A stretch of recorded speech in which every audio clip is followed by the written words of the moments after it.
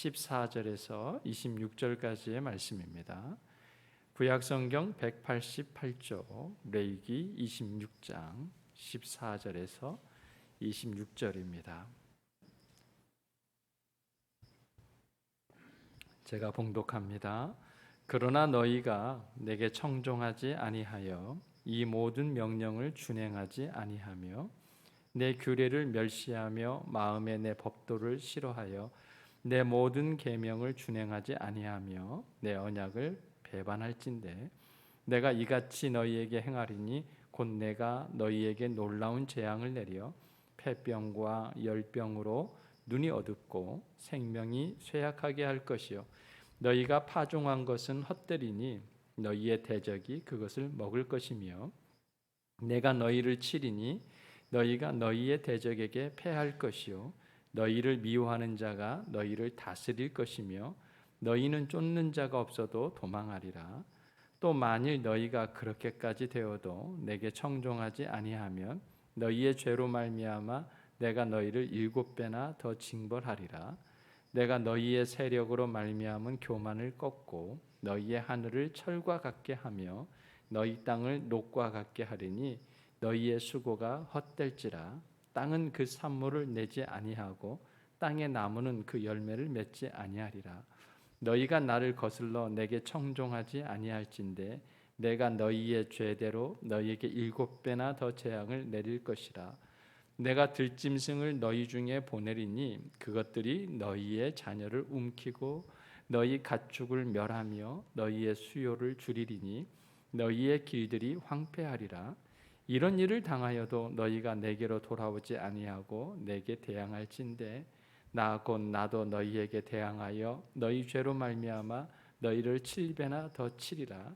내가 칼을 너희에게로 가져다가 언약을 어긴 원수를 갚을 것이며 너희가 성읍에 모일지라도 너희 중에 연병을 보내고 너희를 대적의 손에 넘길 것이며 내가 너희가 의뢰하는 양식을 끊을 때에 10 여인이 한 화덕에서 너희 떡을 구워 저울에 달아 주리니 너희가 먹어도 배부르지 아니하리라.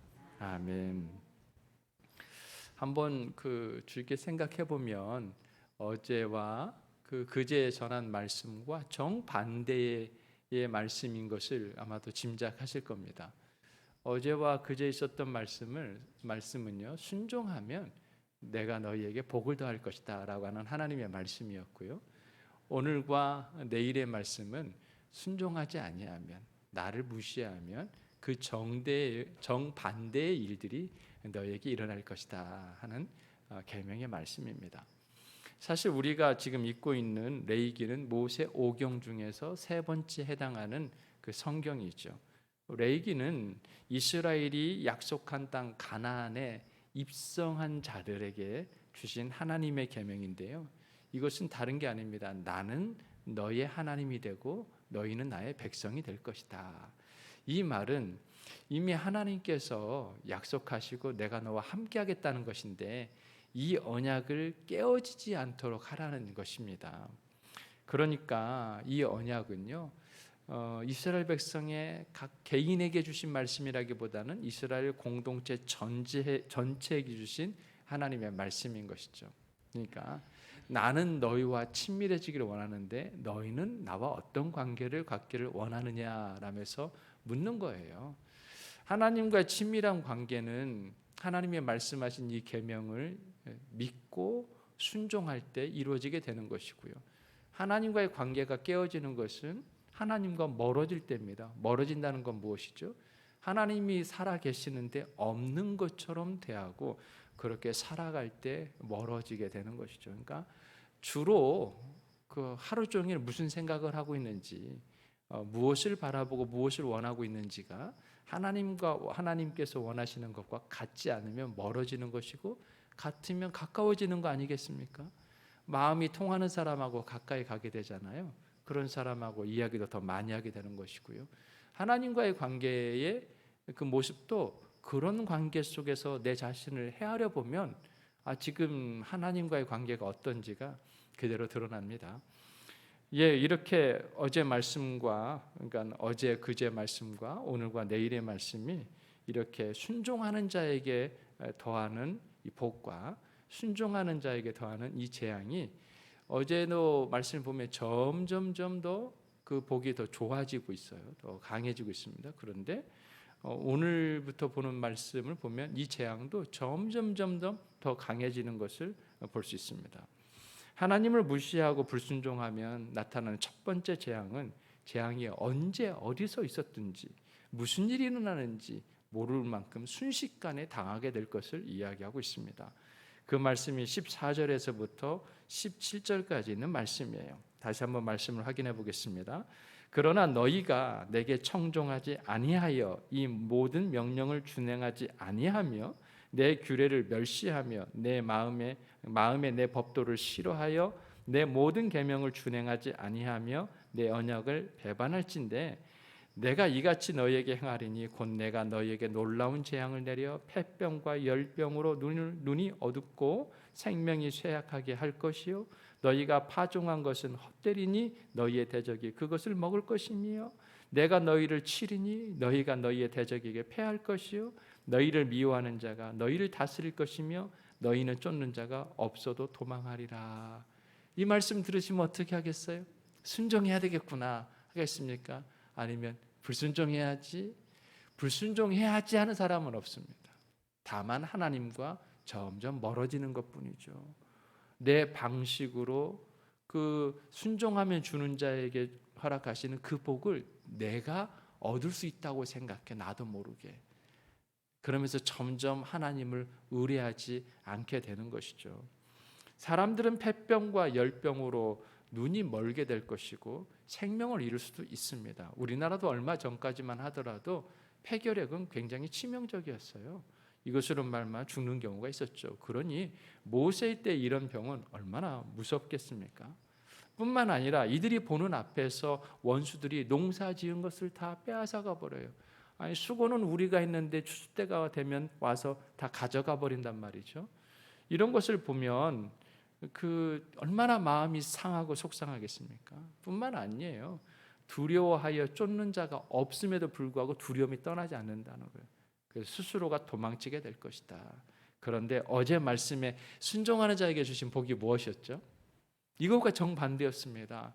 5이 100명을 쫓아낼 것이고 100명이 10,000명을 쫓아낼 것이라고 했잖아요. 정반대의 모습이에요. 두려움은 영적인 부분입니다. 하나님께 순종하면 사라질 것이고 하나님께 불순종하면 저절로 찾아오는 게 두려움입니다. 그런데 이름에도 불구하고 순종하지 않으면 더 심한 재앙이 임할 것인데 18절에서 20절에 있는 말씀이에요. 또 만일 너희가 그렇게까지 되어도 내게 청종하지 아니하면 너희의 죄로 말미암아 내가 너희를 7배나 더 징벌하리라. 내가 너희의 세력으로 말미암은 교만을 꺾고 너희의 하늘을 철과 같게 하며 너희 땅은 녹과 같게 하리니 너희의 수고가 헛될지라 땅은 그 산물을 내지 아니하고 땅의 나무는 그 열매를 맺지 아니라. 이런 말씀을 보노라면 하나님은 창조주가 맞으세요. 이런 벌을 준 신은 없어요. 땅을 철과 같이 하고 하늘을 철과 같게 하고 땅을 녹과 같게 한다. 7배나 돼야 한다는 이 징벌은요, 수치적 그 배수가 아니라 강도에 있어서 이전보다 훨씬 더 강한 응징이 될 것임을 말씀하고 있는 것입니다. 그러니까 뭐예요? 피할 수 없다. 너의 능력으로 해봐라. 이게 되는지. 그래서 내일인 재앙이 뭐라고 했습니까? 하늘을 쇠처럼 땅을 노쇠처럼 단단하게 하겠다는 것인데 이들의 교만을 꺾겠다는 것입니다. 어제 말씀에 순종하는 자가 받는 복이 무엇이었습니까? 철을 따라 비를 내려주시고, 뭔가 완전히 다르죠. 철을 따라 비를 내려주니 땅은 그 산물을 내고 밭의 나무는 열매를 맺으리라고 했습니다. 그래서 어떻게 된다고 했어요? 시냇가에 심은 나무처럼 잎사귀가 마르지 않고 철을 따라 열매를 맺는다고 했습니다. 이것도 하나님의 은혜였고 지금도 뭐예요? 하나님을 떠나면 안 된다는 거죠. 순종과 복이 완전히 정반대의 모습을 비교해주고 있어요. 그건 어떻게 할래? 순종할래? 아니면 불순종할래? 다시 한번 말씀드리지만 불순종하겠습니다라고 말한 사람은 아무도 없어요. 순종하려고 해요. 그런데 어떻게 된다고요? 나도 모르게 하나님을 무시하게 돼요. 하늘에서 비가 내리지 않고 먼지만 날리게 될 것입니다. 땅은 너무나 딱딱해서 밭갈이도 할 수도 없고 아무리 용을 써봐도 기운만 빠질 뿐입니다. 더 이상 열매를 내지 못해요. 하나님의 창조 섭리는 땅은 열매를 내도록 했어요. 땅은 과일을 내라 이렇게 명령했거든요. 그 명령을 거두어 드리는 거예요. 땅의 소유가 누구인지, 하늘의 소유가 누구의 것인지를 분명하게 이야기하고 있는 거예요. 그러니까 하나님을 믿는 사람은 창조주 하나님을 늘 기억합니다. 이것을 주관하시는 하나님의 섭리를 기억하고 그 섭리 가운데 엎드려 내게 일어나는 모든 일들을 맡기게 되는 거예요. 그 섭리에 대한 믿음이 있기 때문에 그런 것이죠. 그러니까 우리는 기도해야 될 줄로 알아요. 믿음 주시고 순종의 은혜도 더하여 주시옵소서. 순종은 다른 게 아니죠. 하나님이 계신 곳에 나도 있는 겁니다. 그 말씀을 지킨다는 거 그거 아니겠습니까? 하나님의 임재 가운데 나도 있는 거예요. 하나님 나라가 임하옵시며 이렇게 기도하면서 나는 거기서 빠지는 겁니까? 그곳에 있기를 원한다는 거잖아요. 하나님이 계신 곳이 하나님의 나라입니다. 왜 그래요? 하나님은 사랑이시죠. 하나님은 평강이시죠. 하나님은 공이시죠. 그런데 하나님이 계시지 않는다. 이 세 가지부터 사라지게 돼요. 세상에서도 마찬가지입니다. 하나님의 벌은 이 세 가지부터 사라지게 돼요. 그럼 아주 민심은 흉흉해지죠. 그와 같이 될 거예요. 그래도 순종하지 않으면 더 강한 재앙이 내릴 것인데 하나님은 결코 죄와 타협하지 않습니다. 불순종은 멸망으로 가는 길이죠. 이것을 피하라고 계속해서 사인을 보내고 계시는데 이것을 깨닫지 못하고 있다면 이들에게 더 같은 강도의 재앙이 내릴 텐데 21절과 22절입니다. 너희가 나를 거슬러 내게 청종하지 아니할진대. 이 계속 반복되는 말씀이죠. 내가 내 말에 청종하지 않는다면 귀 닫고 눈 닫고 마음도 닫아버린다면 이 말 아니겠습니까? 보는 것처럼 듣는 것처럼 마음을 여는 것처럼 하지만 내 말을 듣지 않는다는 걸 내가 잘 알고 있다. 청종하지 않는다면 너희의 죄대로 너희에게 7배나 더 큰 재앙을 내릴 것이다. 너희의 죄대로 너희가 생각하는 대로 너희가 계획되는 대로 해봐라. 어떤 결과가 이루어지는지 내가 들짐승을 너희 중에 보내리니 그것들이 너희의 자녀를 움키고 너희 가축을 멸하며 너희의 수요를 줄이리니 너희의 길들이 황폐하리라. 땅에 기근이 들면 사람의 인심은 흉흉해집니다. 산의 짐승들도 먹이를 구하려고 민가로 내려옵니다. 닥치는 대로 먹습니다. 밭이며 논이며 가축들을 다 해치게 됩니다. 지금도 간혹 이런 일들이 일어나고 있잖아요. 산에 있는 들짐승들이 맹수들이 돌아와서 그렇게 하다가 최종적으로 누구를 해쳐요? 사람까지 해치는 일들이 일어나는 거죠. 민심이 흉흉해지면 왕도 꼼짝 못해요. 그러니까 자연스럽게 출산율도 떨어지게 되죠. 그런데 순종하는 자에게 주시는 복은 무엇이었습니까? 어제 말씀 한번 볼까요? 6절이죠. 내가 그 땅에 평화를 줄 것인지 너희가 누울 때 너희를 두렵게 할 자가 없을 것이며 내가 사나운 짐승을 그 땅에서 제할 것이요 칼이 너희의 땅에 두루 행하지 아니할 것이며. 그러니까 어제의 말씀과 정반대의 저주가 재앙이 쏟아지고 있는 거예요. 하나님의 관심은 재앙에 있습니까? 아니면 복에 있습니까? 평강이 있는 것이죠. 하나님은 결코 우리가 재앙을 받고 꼼짝 못하는 모습에 흐뭇해하거나 좋아하지 않아요. 근심이 되죠. 하나님은 우리가 순종함을 통하여서 하나님과 가까이 나오기를 모든 문을 열어주셨습니다. 거룩의 문도 활짝 열어주고 평강의 문도 활짝 열어두는데 그 안으로 들어가기만 하면 되는데도 들어가지 못하는 우리의 마음은 도대체 어떤 마음일까요? 자, 이런 일이 일어나도 순종하지 않는다면 이스라엘 공동체 전체의 생존을 위협하는 더 강한 재앙이 임할 것인데 23절에서 26절이에요. 이런 일을 당하여도 너희가 내게 돌아오지 아니하고 내가 대항할진대. 이 정도 되면 무릎 꿇고 울어야 되는 거 아닙니까? 한번 상상을 해봐요. 어느 정도 때까지 가야 돌이키는 것인가? 그 하나님도 대단하세요. 참고 또 참아요. 한 방에 끝낼 수 있잖아요. 그런데 계속해서 기회를 주고 계시는 이 하나님 우리가 볼 수 있어야 되겠습니다. 나도 너희에게 대항하여 너희 죄로 말미암아 너희를 7배나 더하리라. 이 재앙의 근거는 죄이잖아요. 너희의 죄로 말미암아 내가 칼을 너희에게 가져다가 언약을 어긴 원수를 갚을 것이며 너희가 성읍에 모일지라도 너희 중에 연병을 보내고 너희의 대적의 손에 넘길 것이며 내가 너희가 의뢰하는 양식을 끊을 때에 10 여인이 한 화덕에서 너희 떡을 구워 저울에 달아주리니 너희가 먹어도 배부르지 아니하리라. 모세에 세웠던 이 말씀은 약 1000년 후에 그대로 이루어집니다. 안타깝죠? 정말 그대로 이루어집니다. 말씀이 떠나가고 하나님의 괴를 모른 척하고 관심이 없고 하나님의 드리는 제사와 성전은 있지만 자기가 원하는 것들로 추구하려고 해서 아주 성전을 도둑들의 소굴처럼 만들어 놔버렸어요.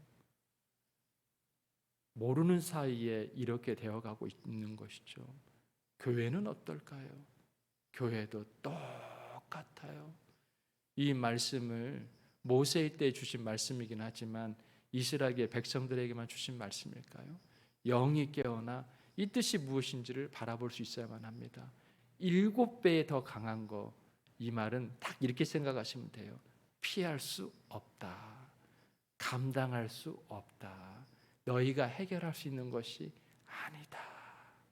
이것을 깨닫고 돌아서라고, 돌아오라고, 이것이 나의 기쁨이다고 마지막으로 귀해 주신 것이 바로 예수 그리스도입니다. 내 아들을 보내면 말을 듣겠지라고 보내신 분이 예수 그리스도예요. 더 이상은 없어요. 그래서 만약 예수님께서 다시 오실 그날은 심판의 날이 될 것이라고 이야기하고 있습니다. 더 이상의 은혜는 없어요. 그보다 더 나은 은혜가 없기 때문에 그래요. 근데 우리는 그 최은혜의 최극치인 예수님을 아는 시대에 우리는 살고 있는 것입니다. 오늘도 예수를 품에 안읍시다.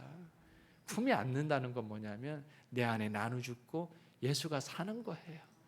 예수님이 살도록 내 안에 살아 움직이도록 나는 죽고 주님이 살아서 이 재앙을 피해 지나가고 믿음의 조상들 덕분에, 그러니까 우리 때문에 우리 후대가 복을 받는 그런 교회 되시길, 그런 가정 되시기를 주님의 이 마음으로 축원합니다. 하나님 아버지, 주님 지켜주시옵소서. 칼을 피한 자리에 전염병이 임할 것이다. 게다가 기근과 배고픔은 사라지지 않을 것이다. 이것이 핵심이 아니라 이 말을 듣고 돌아서라. 나는 생명이고 사랑이고 화평이니 내게로 돌아오라. 문 활짝 열어놓고 하나님께서 우리를 맞이할 준비를 하고 계십니다. 이 음성을 듣게 해 주시옵소서. 하나님 아버지는 우리를 살리실 분이지 우리를 벌하실 분이 결코 아니죠. 아버지 하나님, 이것을 알게 하시고 이걸 깨닫게 하시고 이걸 누릴 수 있는 우리 모두가 되기를 소망합니다. 병 중에 있는 우리 환우들, 치유 중에 있는 우리 환우들 주님 기억하여 주시옵소서. 생명의 말씀이 그의 병 가운데 떨어지게 하사 그 말씀이 치유의 은총이 되게 하시고 낙심한 영혼들에게 그 말씀이 떨어지사 소망이 되게 하시고 아버지 하나님, 우리의 열심 가운데 오늘 하루를 살면서도 기쁨이 되게 하여 주시옵소서. 오늘도 기도할 때 이 자리에서 기도하든지 형편이 여의치 않아서 특별히 코로나 가운데 있는 우리 사랑하는 성도들 그 아픔 가운데서도 은혜를 경험하고 치유의 은총을 경험하게 해 주시옵소서. 이 일도 잘 지나갈 수 있도록 주님께서 함께 해 주시옵기를 바라옵고 예수님의 이름으로 기도합니다. 아멘. 우리 각자